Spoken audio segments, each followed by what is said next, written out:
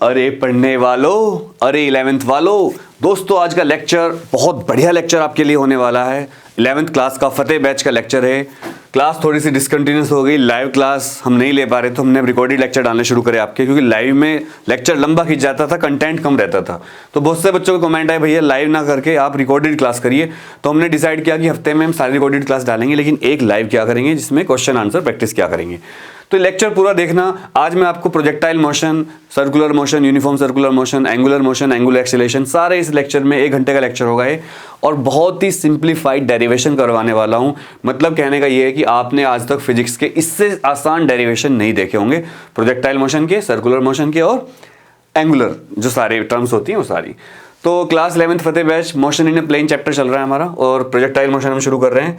मैं कुछ भी बोर्ड पर लिखा नहीं है, सब कुछ आपके सामने डेरिवेशन करूंगा। बहुत सिंपलेस्ट डेरिवेशन मैं आपके सामने करने वाला हूं। उम्मीद है आपको लेक्चर अच्छा लगेगा। देखिए सबसे पहले जो टॉपिक इस चैप्टर में से आता है, चूंकि अब टाइम कम बचा है एग्जाम का, तो पूरे लेक्चर पढ़ाना पॉसिबल नहीं है। जैसे आपने बहुत सारे लेक्चर ऐसे देखे होंगे जो बहुत बड़े बड़े लेक्चर हैं और एक टॉपिक को 1 घंटे तक पढ़ाया गया है। लेकिन अभी जो स्ट्रेटजी है वो ये है कि मैं आपको हर चैप्टर के इंपॉर्टेंट क्वेश्चन करवाया करूंगा, टॉप 10 या टॉप 15 क्वेश्चन। आज ये चैप्टर खत्म, कल से नया चैप्टर शुरू करूंगा मैं। तो पहला क्वेश्चन सबसे इंपॉर्टेंट जो इसमें आता है, अगर आप किसी भी टीचर से पूछेंगे तो ये बताएगा कि इस चैप्टर का सबसे इंपॉर्टेंट क्वेश्चन है, prove that projectile motion is parabolic. हम प्रोजेक्टाइल मोशन को पैराबोलिक कैसे शो करेंगे। आज मैं आपको सबसे सिंपलेस्ट तरीके से बताऊंगा कि प्रोजेक्टाइल मोशन को हम पैराबोला कैसे दिखाएंगे। पैराबोला आपको पता होगा, y² = 4ax या x² = 4ay की टर्म की जो इक्वेशन होती हैं उनको पैराबोला कहते हैं। तो देखो y² = 4ax या x² = 4ay, यहाँ पर प्लस माइनस दोनों हो सकते हैं।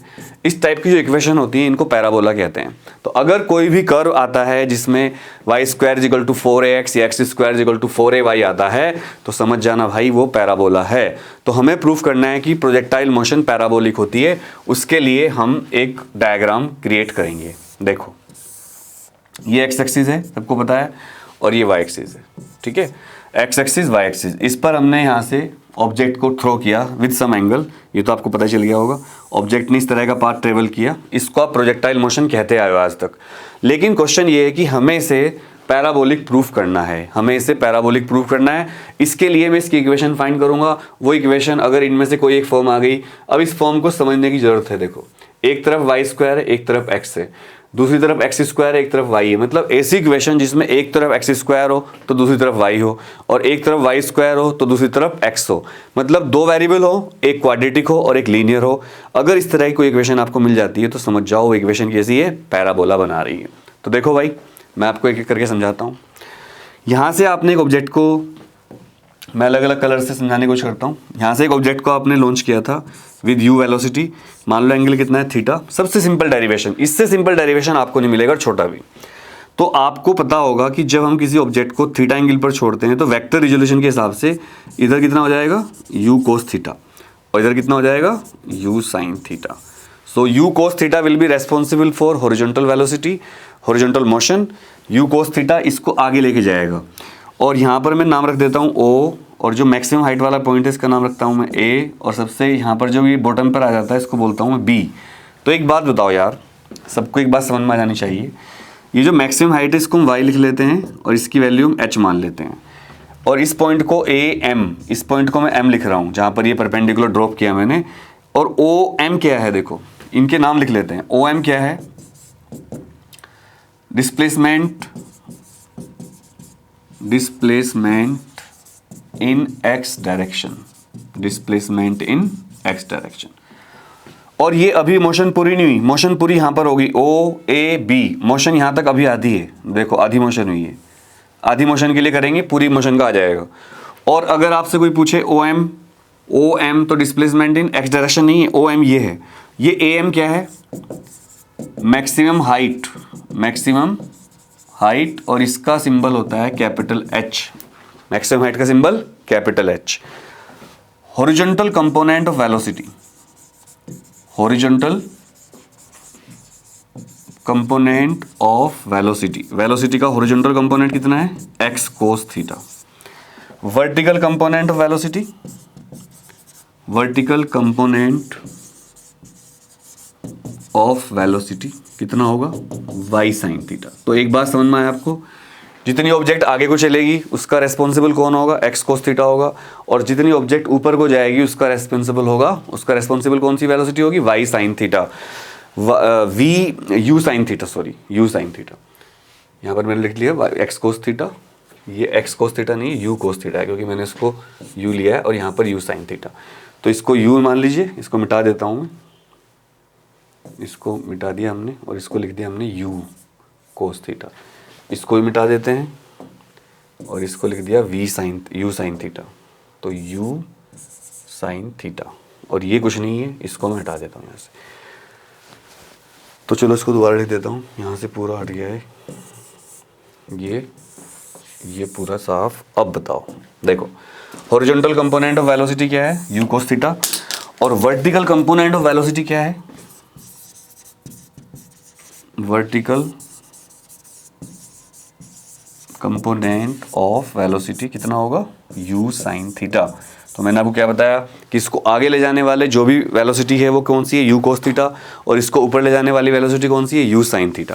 अब ये सारी चीज़ें मैंने लिख दी यहाँ पर। एक बार मैं आपको और समझा दूँ कि भाई ये जो OB होगा, OB ये होगी इसकी maximum horizontal range, maximum horizontal range. देखो ध्यान से देख लीजिए, OB, O से लेकर B तक मैक्सिमम हॉरिजॉन्टल रेंज, और OM क्या होगा, हॉरिजॉन्टल रेंज का हाफ है, तो सेमी हॉरिजॉन्टल रेंज। OM क्या है, डिस्प्लेसमेंट इन x डायरेक्शन, और इसका दूसरा नाम क्या है, semi horizontal range, semi horizontal range भी कह सकते हैं इसको। तो ये सारे क्लियर होगी चीज़ें आपको। अब डेरिवेशन करना आपके लिए बहुत ईजी है। अब इसका डेरिवेशन कैसे करेंगे वो मैं आपको समझा देता हूँ। देखो सबसे पहले डायग्राम दोबारा समझिए। मैंने कुछ नहीं किया, मैंने यहाँ से एक ऑब्जेक्ट को लॉन्च किया, इस वेलोसिटी कितनी थी u, इधर को कितना कंपोनेंट होगा u cos थीटा। सच बताऊँ मुझे पढ़ाने में तब मजा आता है जब बच्चे बैठे हों सामने, ऐसा लगता है अभी भूतों को पढ़ा रहे हैं। u साइन थीटा ऊपर को, u cos थीटा इधर को, ये मैक्सिमम हाइट इसकी h, इसको y मान रखा है हमने, और ये सेमी मोशन है, यहाँ से यहाँ तक पूरी मोशन हुई, यहाँ तक आधी मोशन है, इसको मैंने x मान रखा है। ठीक है, तो यहाँ लिखूंगा मैं, देखो डेरिवेशन कैसे करते हैं। For horizontal motion, for horizontal motion, horizontal motion में मैंने आपको पहले बता दिया है द वेलोसिटी यूज्ड वो कौन सी है, u cos थीटा है। समझ में आ रहा है ना, हॉरिजॉन्टल को ले जाने वाली कौन सी वेलोसिटी है, u cos थीटा। ऑब्जेक्ट को यहाँ से यहाँ तक जाना है, O A B, और इसको क्या लिखा था हमने, m। O से m तक चलने में जो डिस्टेंस है, डिस्टेंस का फॉर्मूला क्या होता है, डिस्टेंस का फॉर्मूला होता है वेलोसिटी इनटू टाइम, ये होता है ना। तो आप ये मान लो कि ऑब्जेक्ट को O से m तक जाने में t टाइम लगा, जितने टाइम में यहाँ तक जाएगी उतने टाइम में आगे नीचे गिरेगी। ये एक एक्सपेरिमेंटल फैक्ट होता है। जितने टाइम में प्रोजेक्टाइल मोशन जो होती है, जितने टाइम में ये प्रोजेक्ट जो था इसको आप यहाँ से यहाँ तक ले जाओगे मैक्सिमम हाइट तक, उतने ही टाइम में मैक्सिमम हाइट तक लोअर पॉइंट तक आएगा, लोएस्ट पॉइंट तक आएगा। ये एक एक्सपेरिमेंटल फैक्ट है, इसको प्रूफ किया जा चुका है कि जितने टाइम में कोई चीज़ अपनी मैक्सिमम हाइट पर पहुंचती है उतने ही टाइम में फिर वो लोएस्ट पॉइंट तक आती है। तो अगर मैं ये t टाइम निकाल लूँगा स्मॉल t, तो फिर पूरी हाइट निकल जाएगी इसकी, उसका डबल कर देंगे तो पूरी हाइट हमें पता चल जाएगी। क्लियर, समझ में आया सबको। तो बस डिस्टेंस कितनी है x, और वेलोसिटी कितनी है इधर को u cos थीटा, और टाइम कितना है t, तो यहाँ से t निकल जाएगा x upon u cos theta, equation number first. ये t की वैल्यू वर्टिकल मोशन वाली इक्वेशन में रखेंगे तो आपको एक इक्वेशन मिलेगी जिसमें एक वेरिएबल होगा लीनियर और एक वेरिएबल होगा स्क्वायर, और हम ये दिखा देंगे कि ये मोशन जो हो रही है कैसी हो रही है, ये प्रोजेक्टाइल मोशन जो है ये पैराबोलिक है। अब मैं लिखूंगा for vertical motion, for vertical motion. अब मोशन वर्टिकल होगी, ऊपर को जा रही है ऑब्जेक्ट। अब देखो इसमें क्या हो रहा है, एक साथ ऑब्जेक्ट लीनियर भी जा रही है, आगे की तरफ भी जा रही है। जब इसको आप यहाँ से लॉन्च करोगे तो इधर भी चल रहा है और ऊपर भी जा रहा है। देखो अब इसकी हाइट 0 है, अब इसकी हाइट मैक्सिमम हो गई, अभी ये यहाँ पर था, अभी ये यहाँ बढ़ता जा रहा है। लेकिन इसके बाद, इस पॉइंट के बाद हॉरिजॉन्टल डिस्टेंस तो बढ़ती जा रही है, लेकिन वर्टिकल डिस्प्लेसमेंट घटता जा रहा है। देखिए इधर वर्टिकल डिस्प्लेसमेंट बढ़ता है, इधर वर्टिकल डिस्प्लेसमेंट घटता है, लेकिन दोनों काम एक साथ हो रहे हैं। उतने ही टाइम में ऑब्जेक्ट ऊपर भी जा रही है, उतने ही टाइम में ऑब्जेक्ट नीचे भी आ रही है। वर्टिकल मोशन के लिए हम कौन सी इक्वेशन लगाएंगे, सेकंड इक्वेशन लगाते हैं using second equation of motion, using second equation of motion. Motion की सेकंड इक्वेशन कौन सी है? h is equal to u t minus half g t square. ठीक है, h कितना मान रखा हमने? y, तो y रख दो। ऊपर जाने के लिए वेलोसिटी कौन सी है? u की जगह u साइन थीटा। कुछ बुक्स में यहाँ u y लिखा होगा और यहाँ पर u x लिखा होगा। इसका मतलब यही होता है, वेलोसिटी को u x लिख रखा होगा, इसका मतलब हॉरिजॉन्टल वेलोसिटी। और फिर u x की वैल्यू क्या ले रखी है? u cos theta. ये मैं यहाँ क्लियर कर दूँ, u x मतलब horizontal component of velocity u cos theta है, और u y मतलब vertical component of velocity u sine theta है। तो इससे घबराने की जरूरत नहीं है, आपको u x और u y लिखने की जरूरत भी नहीं है। ये डेरिवेशन एग्जाम में जरूर आएगा, इसलिए मैं करवा रहा हूँ, इसको पक्का करके जाना। Prove that projectile motion is parabolic, आता ही है भाई। तो u साइन थीटा और t की वैल्यू, ये t की वैल्यू यहाँ रख दीजिए, x upon u cos theta minus half g, t की वैल्यू वही है x upon u cos theta, इसका स्क्वायर। अब आप ध्यान से देखिए, u से u कैंसिल हो गया। अब ये जो इक्वेशन बची आपके पास, मैं यहाँ लिख सकता हूँ, क्या बची? y is equal to x sine theta upon cos theta, tan theta होता है, तो x tan theta minus half g x square, half g x square, नीचे यू स्क्वायर भी है तो यू स्क्वायर भी लिख लो, और cos square theta, cos square theta ऊपर जाएगा तो सेक स्क्वायर थीटा हो जाएगा। यहाँ पर डंडा खींच लो। अब आप ध्यान से देखिए इस इक्वेशन में, इसमें कितने वेरिएबल दिख रहे हैं आपको? दो, y और x। इधर y लीनियर है, x भी लीनियर है, लेकिन x की एक टर्म कैसी है? क्वाड्रेटिक। तो ये इक्वेशन पैराबोला की हो गई। और आप लिख सकते हो नेक्स्ट लाइन से, हैंस, नेक्स्ट लाइन से क्या लिखोगे आप? Hence projectile motion is parabolic. ये एग्जाम में आपके आएगा, इसको आपको करना पड़ेगा। तो आई होप समझ में आ गया होगा आपको ये। तो ये डेरिवेशन अगर आप किसी भी टीचर से पूछोगे कि इस चैप्टर का सबसे इंपॉर्टेंट डेरिवेशन कौन सा है, तो कहेगा prove that projectile motion is parabolic. ये मैंने हेडिंग लिखी थी, पूरा डेरिवेशन आपको समझाया मैंने कि जब किसी ऑब्जेक्ट को u स्पीड से छोड़ते हैं तो हॉरिजॉन्टल कंपोनेंट अलग होता है, वर्टिकल कंपोनेंट ऊपर को लेके जाता है, और जितने टाइम में ऑब्जेक्ट मैक्सिमम पॉइंट तक जाती है उतने टाइम में फिर वो लोवेस्ट पॉइंट तक आती है। अभी मैं इसके बारे में एक इंटरेस्टिंग बात बताऊंगा कि थीटा और ये जो एंगल देख रहे हो आप, ये वाला एंगल, इन दोनों में क्या रिलेशन होता है। रिलेशन क्या होता है? कितने एंगल पर आपने छोड़ा, क्या वो उतने एंगल पर टकराती है? ये आगे मैं आपको बताऊंगा इस पूरे लेक्चर को, अगर आप देखेंगे तो। अब भाई ये मैंने प्रूफ कर दिया, prove that projectile motion is parabolic, ये हम प्रूव कर चुके हैं। Projectile motion is parabolic, projectile नहीं पैराबोलिक। तो ये क्वेश्चन आप प्लीज करके जाना, मैंने दोबारा लिखा है ताकि आप भूल ना जाओ। आपके एग्जाम में अगर आप किसी भी टीचर से पूछोगे, सबसे इंपॉर्टेंट क्वेश्चन यही है, 3 नंबर का क्वेश्चन आएगा, इसको आप जरूर करके जाना। नेक्स्ट क्वेश्चन है derivation for maximum height, projectile कितनी हाइट तक जा सकता है, इसका डेरिवेशन एक लाइन में आप कर सकते हैं। डायग्राम बार बार बनाना पड़ेगा थोड़ा सा, अच्छी बात भी है, डायग्राम की प्रैक्टिस हो जाएगी आपको। ये देखो, ये एक्स एक्सिस लिया मैंने, ये वाई एक्सिस लिया, यहाँ से आपने पैराबोला छोड़ा था, ये मैक्सिमम हाइट है इसकी, मैक्सिमम हाइट का डेरिवेशन निकालना है एच। ये यू स्पीड थी, यू वेक्टर था, ये इधर कितना होगा? यू कोस थीटा, इधर कितना होगा? You sine theta. ऊपर ले जाने वाला कौन है? You sine theta. You cos theta की बात नहीं करेंगे, यू साइन थीटा से काम चलेगा। ऊपर जाने के लिए लगा दो, मैक्सिमम हाइट निकालनी है तो थर्ड इक्वेशन लगाओ। ऊपर जाकर स्पीड कितनी हो जाएगी? 0। Using third equation, third equation सबसे आसान डेरिवेशन। थर्ड इक्वेशन होती है v square is equal to u square minus 2gh। H को क्या मान रखा हमने? कैपिटल एच, है ना, यही माना था ना बच्चों। वी फाइनल वेलोसिटी, जब कोई चीज अपने मैक्सिमम पॉइंट पर चली जाती है, जब कोई ऑब्जेक्ट अपने मैक्सिमम वेलोसिटी को अचीव कर लेती है, तो वहां पर जाकर उसकी वेलोसिटी 0 हो जाती है। तो v की वैल्यू 0 है, तो v की वैल्यू 0 कर दो। u ऊपर ले जाने के लिए u कितना था? u sine theta. u cos theta मत लिख देना, गलत हो जाएगा। u साइन थीटा इसका स्क्वायर माइनस 2gh, h को इधर ले आइए तो क्या आएगा? u square sine square theta upon 2g। ये डेरिवेशन बहुत काम का है। मैक्सिमम हाइट मीटर में आंसर आएगा, इस पर बहुत सारे न्यूमेरिकल बन सकते हैं, बहुत सारे क्वेश्चन बन सकते हैं। तो मैक्सिमम हाइट का डेरिवेशन थर्ड इक्वेशन यूज करके आप 1 सेकंड में निकाल सकते हो। Next, derivation for time of flight. सबसे पहली बात यह है कि टाइम ऑफ फ्लाइट क्या होता है।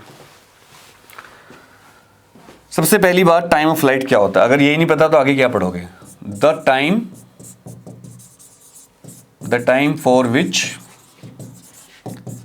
the object the time for which the object remains in air is known as time of flight T, capital T से डिनोट करते हैं। डेरिवेशन कैसे करेंगे, फिर वही डायग्राम बनाएंगे, आसान बहुत है, डरिए मत। ये देखो, ये एक्स एक्सिस, ये वाई एक्सिस। तुम लोग डरते हो बस, वहीं गड़बड़ हो जाती है, जहाँ डरा वहीं मरा।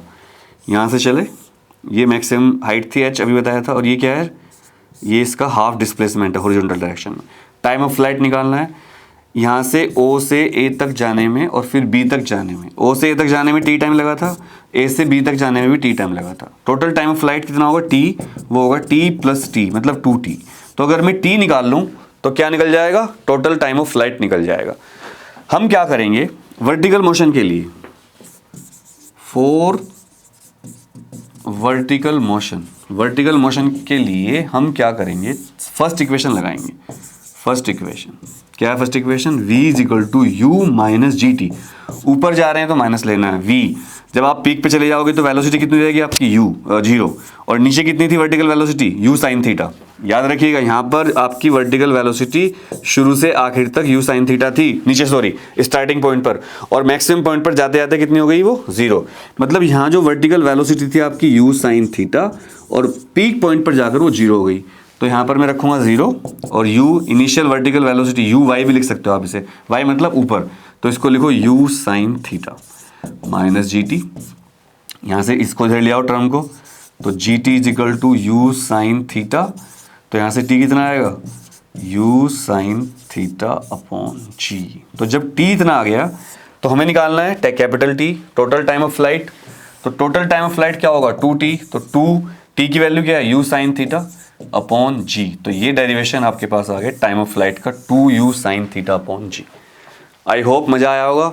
3-4 सेकंड लगेंगे आपको डेरिवेशन करने में इस टेक्निक से। मुझे तो डायग्राम बार बार बनाना पड़ता है, आप जब प्रैक्टिस करोगे आपको और भी ईजी लगेगा। बस गड़बड़ी हो गई मुझसे कि मैं लेट हो गया पढ़ाने में। जब सारे यूट्यूबर 2016-17 में आ गए थे, मैं कोचिंग में लगा पड़ा था, गलती कर दी बच्चों बहुत बड़ी। पर भैया प्यार दे दो अपना, मैं बहुत मेहनत करूंगा, सबसे अच्छा इसको चैनल बनाना है, वन ऑफ द बेस्ट, सबसे अच्छा तो नहीं, वन ऑफ द बेस्ट, क्योंकि और बहुत लोग अच्छा काम कर रहे हैं। तो देखिए अब क्या है, derivation of range. Third derivation आता है इसमें, रेंज का डेरिवेशन। रेंज क्या होती है, the maximum horizontal distance travelled by the projectile. जितने आप ऑब्जेक्ट को फेंकोगे, जितनी वो मैक्सिमम चली जाएगी हॉरिजॉन्टल में, उसको क्या बोलते हैं, रेंज। उसको कैसे निकालेंगे, तो दोबारा डायग्राम बनाते हैं।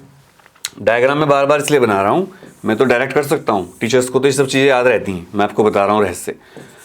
इसलिए डायग्राम बना रहा हूं क्योंकि आपको बार बार मेरे डायग्राम बनाने से समझ में आ जाएगा। यहां से ऑब्जेक्ट छोड़ी, यहां से ऑब्जेक्ट छोड़ी हमने, प्रोजेक्टाइल मोशन वाली, ये छोड़ दी, ये गिरी यहाँ पर, ये मैक्सिमम हाइट थी h, ये इसका हॉरिजॉन्टल रेंज थी, और इसका डबल निकालना है, मैक्स का रेंज निकालनी है। तो रेंज का डायरेक्ट फॉर्मूला आपको लगाना है।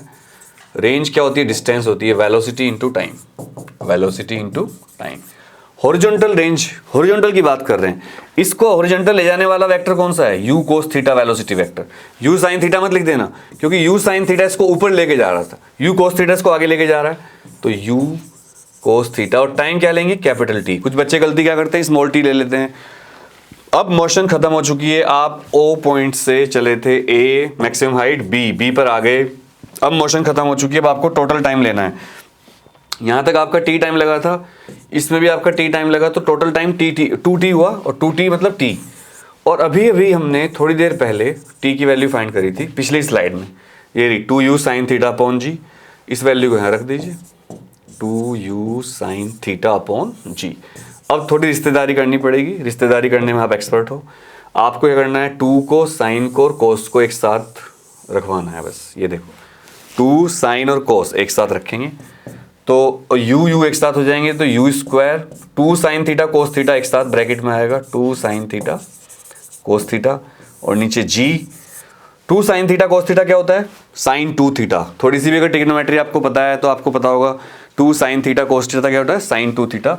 तो क्या बन जाएगा ये रेंज का फॉर्मूला हमारा, u square sine 2 theta upon g. ये भी मीटर में आएगा। रेंज, टाइम पीरियड और मैक्सिमम हाइट के तीनों फॉर्मूले बहुत काम के हैं। तीनों फॉर्मूले आपको याद करने हैं। तीनों फॉर्मूले में डिराइव करवा चुका हूँ। आई होप आपको समझ में आ गए होंगे। अब इनके कुछ एप्लीकेशन बेस्ड क्वेश्चन भी आपके एग्जाम में आ सकते हैं। जैसे मैंने कहा कि डेरिवेशन एग्जाम में बहुत ज़्यादा आते हैं, पर कुछ टीचर स्मार्ट होते हैं स्कूलों के, वो ये वाले डेरिवेशन ना देकर इनके एप्लीकेशन आपको दे सकते हैं। तो वो एप्लीकेशन क्या हो सकती है वो देख लीजिए आप। Velocity of projectile at any stand, किसी भी स्टैंड पर प्रोजेक्टाइल की वेलोसिटी कैसे निकालते हैं हम। Velocity of projectile at end point, ये दोनों डेरिवेशन आपको करने हैं। Velocity of projectile at any stand और velocity of projectile at any end. तो जो बच्चे कंपटीशन की तैयारी कर रहे हैं उनको ये पढ़ने पड़ते हैं। सीबीएसई में तो नहीं आते कि किसी भी स्टैंड पर आपको वेलोसिटी निकालनी पड़ जाए, ये एग्जाम में नहीं आएगा आपके। Velocity of the projectile at end point, ये भी आपके एग्जाम में नहीं आएगा। लेकिन जो बच्चे जेई की तैयारी कर रहे हैं, जो बच्चे नीट की तैयारी कर रहे हैं, उनमें ऐसे क्वेश्चन आते हैं। तो अगर आप कमेंट करोगे तो मैं इसको अलग से पढ़ाऊंगा, अभी इसको मैं नहीं पढ़ा रहा हूँ। अब एक बात ध्यान रखिएगा, मैंने एक पॉइंट आपके लिए लिखा है। In projectile motion a body returns to the ground at the same angle and the same speed with which it was projected. इस बात का मतलब क्या है समझिए। अगर मेरे पास ये हॉरिजॉन्टल रेंज है एक्स एक्सिस और ये क्या है वाई एक्सिस, यहाँ से मैंने छोड़ा ऑब्जेक्ट को और यहाँ पर ऑब्जेक्ट चली गई, जितनी स्पीड से छोड़ा था तो वो स्पीड के वेक्टर को मैं मान रहा हूँ u, this is u vector, जिसके हमने दो कंपोनेंट किए थे, u cos थीटा, इधर का कंपोनेंट क्या किया था u sin थीटा। इसके बाद ये इसकी मैक्सिमम हाइट है y और ये इसकी हॉरिजॉन्टल रेंज x, क्लियर समझ में आ रहा है। ये x और ये y, u स्पीड से अगर आपने छोड़ा है तो ये भी टकराएगा, तो तब भी इसकी स्पीड u होगी, पहला क्वेश्चन। दूसरा क्वेश्चन, अगर ये एंगल थीटा है तो ये एंगल भी थीटा होगा लेकिन माइनस डायरेक्शन में होगा। मतलब जो अगर मैं इस एंगल को बीटा मान रहा हूँ तो बीटा जो होता है वो माइनस थीटा होता है, हालांकि मैग्नीट्यूड सेम होता है पर डायरेक्शन अपोजिट हो जाती है। देखिए इधर को है, ये इधर को है। बस आपको ध्यान रखना है, जब आप ऑब्जेक्ट को किसी को लॉन्च करते हो प्रोजेक्टाइल मोशन में, तो जितनी स्पीड से आप लॉन्च करते हो उतनी स्पीड से टकराती है, और जितने एंगल पर आप इसे लॉन्च करते हो उतने एंगल पर टकराती है। मतलब डायरेक्शन अपोजिट होती है, मैग्नीट्यूड सेम होता है। इसलिए नेक्स्ट पॉइंट मैंने लिखा है बहुत important, in projectile motion a body returns to the ground at the same angle and the same speed with which it was projected. कुछ क्वेश्चन है इंपॉर्टेंट जो आपके एग्जाम में आ सकते हैं। एक उनमें से क्वेश्चन आपकी स्क्रीन पर आपको दिख रहा होगा और ये क्वेश्चन बहुत ही ज़्यादा इंपॉर्टेंट है। Find the angle of projection for which the horizontal range and the maximum height are equal. ये 4 है। Find the angle for which the horizontal range and maximum height are same. Horizontal range और maximum height same करनी है। कितने angle पर छोड़ें कि horizontal range और मैक्सिमम हाइट सेम आ जाए। ऐसे क्वेश्चन करने के लिए आपको कुछ नहीं करना, आपको बस ये लिखना है गिवन, उसके बाद आपको इन दोनों के फॉर्मूले लिखने हैं। एच का formula you square sine square theta upon 2g, range का फॉर्मूला अभी हमने रेंज का फॉर्मूला डिराइव किया था, मैं आपको दिखाना चाहता हूँ। अब अगर आप भूल जाओ तो ये फॉर्मूला रेंज का है, u square sine 2 theta upon g। Height में और रेंज के फॉर्मूले में बच्चों को बहुत कन्फ्यूजन होता है, मुझे भी होता था जब मैं आपकी क्लास में था, आज तक भी होता है। तो मेरा ऐसा एक्सपीरियंस रहा कि जो आप पढ़ते हुए चीज़ें जब आप पढ़ रहे हो 10वीं 11वीं 12वीं, उस टाइम जो आपकी वीकनेस रहेंगी वो वीकनेस पूरी लाइफ रहती है जनरली, और उस टाइम जो आपकी स्ट्रेंथ होंगी वही स्ट्रेंथ आपकी लाइफ टाइम रहेंगी। जैसे आपका अगर 10th में कोई चैप्टर अच्छा है ट्रिग्नोमेट्री, तो ताउम्र वो चैप्टर आपका अच्छा रहने वाला है। और अगर 10th 11th 12th में जो चीज़ आपकी वीक हो जाएंगी, हो सकता है आप उनको स्ट्रॉन्ग कर लो, पर वो इतनी स्ट्रॉन्ग कभी नहीं होंगी जितनी स्ट्रॉन्ग वो दूसरी चीज़ें हैं जो आपकी 9th 10th 11th में अच्छी थी। खासकर आपको 9th 10th की चीज़ें ज़्यादा याद रहेंगी बनिस्बत 11th 12th की चीज़ों के। तो कोशिश करिए आपका बेसिक बहुत स्ट्रॉन्ग हो, बाद में उम्र निकल जाने पर चीज़ें रह जाती हैं। तो रेंज का फॉर्मूला है u square sine 2 theta upon g. तो रेंज का फॉर्मूला मैं इसके सामने रखता हूँ, यू स्क्वायर साइन, सॉरी ये इसको रेज करता हूँ, u square sine 2 theta upon g, और ये u square sine square theta upon 2g क्या है, ये है हमारा हाइट। तो मैं इसको यू स्क्वायर से कट जाएगा, जी से जी कैंसिल हो जाएगा, क्या बचेगा sine square theta upon 2 is equal to, इसको तो साइन 2 थीटा को हम क्या लिख सकते हैं, साइन 2 थीटा को हम लिख सकते हैं 2 sine theta cos theta upon g, तो कट चुका है तो कुछ नहीं बचा, ये 1 लिख दीजिए। साइन थीटा की एक पावर से एक पावर कैंसिल हो जाएगी, ये साइन थीटा यहाँ बचा और यहाँ 2 बचा, यहाँ पर क्या बचा 2 कोस थीटा और यहाँ पर 1 क्रॉस मल्टीप्लाई करेंगे तो क्या आएगा, साइन थीटा आएगा, 2 2 जा 4 कोस थीटा। तो बच्चों इससे उस कोस थीटा को नीचे ले जाओगे तो क्या आएगा, tan theta is equal to 4। तो या भी इसको यहाँ भी छोड़ सकते हो आप, अगर आपको थीटा पूछा है, एंगल पूछा है तो आप लिखिएगा और theta is equal to tan inverse 4। मतलब इतने एंगल पर अगर आप किसी चीज को लॉन्च करोगे तो उसकी रेंज और हाइट सेम रहेगी। यह क्वेश्चन आपके एग्जाम में आ सकता है, ये क्वेश्चन आपके एग्जाम में आ सकता है। तो हम इसे करना है क्वेश्चन को, ठीक है। Find the angle of projection for which the horizontal range and maximum height are equal. ये क्वेश्चन आपको करना है पक्की तरह से। अब नेक्स्ट क्वेश्चन एक और लेते हैं। Prove that the maximum range is 4 times the maximum height attained by the projectile when fired at an angle so at an inclination so as to have maximum horizontal range. तो देखो इस question में बहुत सारी चीजें आपसे पूछ ली गई। पहला क्वेश्चन समझने का तरीका ये होता है कि आप क्वेश्चन को 2-3 बार पढ़ लो। जो बच्चे क्वेश्चन को 2-3 बार पढ़ते हैं उनको इजी लगती है चीज़ें फिर बाद में। एक क्वेश्चन के अंदर ही सॉल्यूशन छिपा होता है उसका।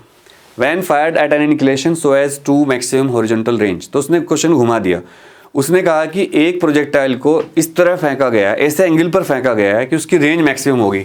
तो उसने इनडायरेक्टली आपसे क्या बोल दिया कि थीटा जो है 45 डिग्री है। असल में जब थीटा 45 डिग्री होता है तो जब थीटा 45 डिग्री होगा उस केस में, थीटा 45 डिग्री होने पर उस केस में आपका थीटा जो होगा वो 45 डिग्री है, उस केस में रेंज मैक्सिमम होती है। अब वो कह रहा है prove that maximum range is 4 times। मतलब वो कह रहा है जब थीटा 45 होगा तो उस केस में मैक्सिमम रेंज 4 गुना होगी मैक्सिमम हाइट की। सिंपल क्वेश्चन है। तो उसने थीटा 45 नहीं दिया, उसने आपको आपसे पूछवाया, मतलब उसको आपसे पूछना था कि आपको पता है कि रेंज मैक्सिमम 45 डिग्री पे होती। तो कुछ नहीं करना हमें, अकॉर्डिंग टू क्वेश्चन क्वेश्चन के हिसाब से क्या दे रखा है, रेंज 4 गुना प्रूफ करनी है किसके, हाइट के। तो हम रेंज का फॉर्मूला लगाते हैं। रेंज का फॉर्मूला बताया था u square sine 2 theta upon g. ठीक है बच्चों, रेंज का formula u square upon g को बाहर रखो और ये जो है ये मक्खी देखो बैठती है सब खराब कर देती है।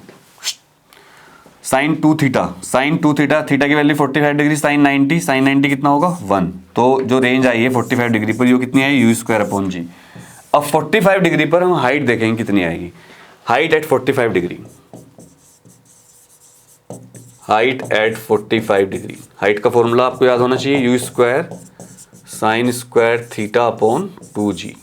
तो u स्क्वायर और 2g को एक तरफ रखो, साइन थीटा 45, साइन 45 की वैल्यू होती है 1/√2, उसका स्क्वायर करेंगे तो 1/2 आएगा। तो ये क्या बना हमारा, ये बना u स्क्वायर अपॉन 4g। अब आप देखिए u स्क्वायर अपॉन जी क्या है, u स्क्वायर अपॉन जी r, तो r अपॉन 4 आया। यानी कि रिलेशन आपके पास क्या आया, अक्सर मेरा क्वेश्चन खत्म हो जाता है यहाँ जगह बचती है फिर मेरी। क्वेश्चन आपका यह आया कि जो हाइट है वो r/4 है, इसका मतलब रेंज कितनी है 4 × h। मतलब अगर 45 डिग्री का एंगल होगा उस केस में रेंज हाइट से 4 गुना होती है। तो मतलब अगर आपको किसी चीज़ को बहुत दूर फेंकना हो और हाइट का कंपल्सन ना हो तो उस केस में आपको ऑब्जेक्ट को 45 डिग्री पर फेंकना चाहिए। तो उससे क्या होगा, 45 डिग्री पर फेंकने से ऑब्जेक्ट की जो रेंज होगी वो मैक्सिमम हाइट की 4 गुना आएगी। ये मक्खी आज मेरे हाथ से मरेगी, पक्का मरेगी। मारता नहीं हूँ, अहिंसावादी हूँ। चली जा, तुम शैतान जानवर हो, तुम्हारा कोई फायदा तो आज तक पता नहीं चला। Next question, what is uniform circular motion. एक क्वेश्चन ये आता है, what is uniform circular motion. Uniform circular motion क्या होती है, ये चीज मैं आपको समझाने वाला हूं। ये सर्कल है, अच्छा सर्कल तो हम अच्छा बना सकते हैं, इससे भी हमारे पास फैसिलिटी है। तो ये लो सर्कल बनाते हैं, एक ये सर्कल बनाएंगे, ठीक है। यूनिफॉर्म सर्कुलर मोशन, ये हमारा सर्कल बन चुका है, थोड़ा बड़ा कर लेते हैं। क्या होती है यूनिफॉर्म सर्कुलर मोशन, मैं आपको बता रहा हूँ मैं। ये सेंटर है इसका O। अगर कोई ऑब्जेक्ट सर्कुलर पाथ पर चलती है इस तरह कि वो बराबर टाइम इंटरवल में बराबर एंगुलर डिस्प्लेसमेंट कवर करती है, ये देखो ये सारे टाइम इक्वल हैं, अगर ये टाइम भी t, ये टाइम भी t, ये टाइम भी t, ये टाइम भी t, ये टाइम भी t, ये टाइम भी t, और ये एंगुलर डिस्प्लेसमेंट भी थीटा, ये भी थीटा, ये भी थीटा, ये भी थीटा, ये भी थीटा, ये भी थीटा, ये भी थीटा। तो इस तरह की जो मोशन होती है इनको बोलते हैं यूनिफॉर्म सर्कुलर मोशन। जैसे आपने पढ़ा होगा uniform motion, if an object covers equal displacement in equal interval of time then it is known as uniform motion. अब यहाँ पर यूनिफॉर्म मोशन के बीच में सर्कुलर वर्ड आ गया। अब आपको क्या करना है, जहां पर डिस्प्लेसमेंट था वहां पर एंगुलर डिस्प्लेसमेंट लिख देना है बस। If an object covers equal angular displacement in equal time interval then such type of motion is known as uniform circular motion. अब भाई एंगुलर डिस्प्लेसमेंट को क्या कहते हैं, एंगुलर डिस्प्लेसमेंट क्या होता है? एंगुलर डिस्प्लेसमेंट का मतलब होता है, जैसे डिस्प्लेसमेंट को हम ऐसे नापते हैं कि एक ऑब्जेक्ट ए से बी तक चली गई इस तरह, ठीक है। तो इसको आप समझने की कोशिश करो। नेक्स्ट स्लाइड पर हम आते हैं एंगुलर डिस्प्लेसमेंट के बारे में। मेरे पास एक कार है, कार से एग्जांपल समझ में आएगा आपको जबरदस्त तरीके से, ठीक है। ये कार है हमारे पास, इस कार का ये पहिया है, ये पहिया जो चल रहा है ना, जब ये पहिया घूमेगा तो इस पहिए के घूमने का जो होगा वो एंगुलर डिस्प्लेसमेंट होंगे। लेकिन गाड़ी आगे चलेगी उसको लीनियर डिस्प्लेसमेंट कहेंगे। गाड़ी के चलने को हम लीनियर डिस्प्लेसमेंट कहते हैं, लीनियर डिस्प्लेसमेंट। और गाड़ी के पहिए को घूमने को हम क्या कहते हैं, गाड़ी के पहिए घूमने को कहते हैं angular displacement, angular displacement. Clear समझ में आया? गाड़ी के पहिए घूमने को एंगुलर डिस्प्लेसमेंट कहते हैं। तो जितना आप एक सेकंड में एंगल घूमते हो, जितना आप एक सेकंड में एंगल घूमते हो उसको एंगुलर डिस्प्लेसमेंट कहते हैं। पहिया घूमेगा एंगुलर मोशन में, गाड़ी चलेगी आगे, गाड़ी का डिस्प्लेसमेंट होगा लीनियर और पहिए का डिस्प्लेसमेंट होगा एंगुलर। और एंगुलर डिस्प्लेसमेंट जो होता है उसका फॉर्मूला, एंगुलर डिस्प्लेसमेंट का फॉर्मूला होता है theta is equal to omega upon t, angular velocity upon time. Omega angular velocity होती है और टाइम ये होता है, तो रेडियन पर सेकेंड इसकी यूनिट बनती है, रेडियन पर सेकेंड। वापस इस स्लाइड पर आते हैं। अगर आप मुझसे पूछोगे एंगुलर वेलोसिटी क्या होती है, एंगुलर वेलोसिटी ओमेगा, वेलोसिटी होती है डिस्प्लेसमेंट अपॉन टाइम, तो ओमेगा हो जाएगी डिस्प्लेसमेंट अपॉन टाइम। और थीटा क्या होता है, ओमेगा इंटू टी। हाँ देखो,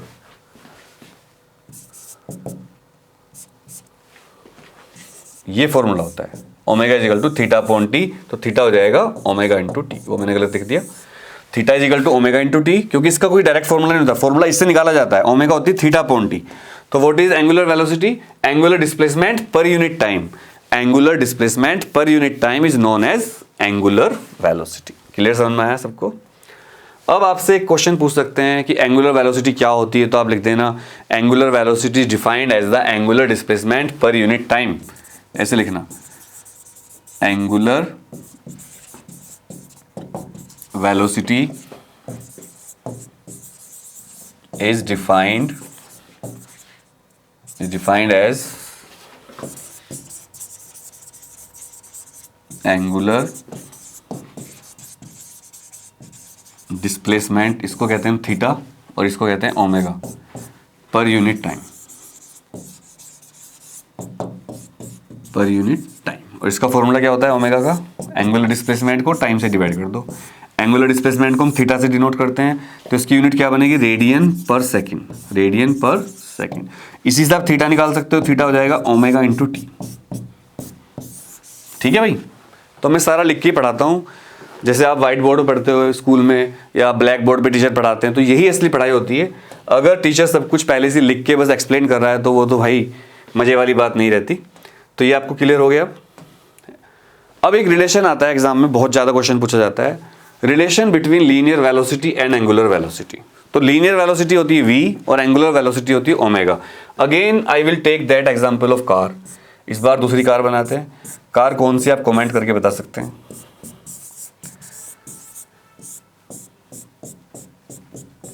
ये देखो ये कार है, ठीक है, सीडान। तो भाई ये कार जा रही है, इस कार के जो टायर हैं वो जो घूम रहे हैं उसको कहेंगे ओमेगा, और कार जो आगे चलेगी उसको बोलेंगे वेलोसिटी लीनियर। तो जो v है ना इसको बोलते हैं लीनियर वेलोसिटी, v को क्या बोलते हैं, लीनियर वेलोसिटी। और ओमेगा को क्या बोलते हैं,